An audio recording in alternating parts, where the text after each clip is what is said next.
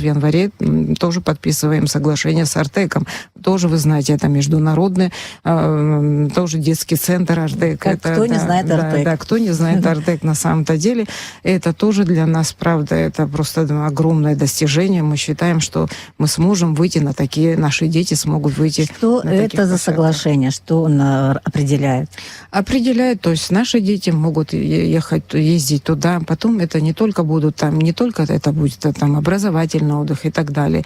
Это какие-то совместные проекты, и круглые столы, и конференции, и какие-то слеты, съезды. Одним словом, то есть полностью будем вовлечены в их работу. Ну, насколько я знаю, наши ребята ездили тоже раньше, но этого соглашения не было. Что дает это соглашение? Ну, это соглашение, мы как бы равноправные участники этого проекта.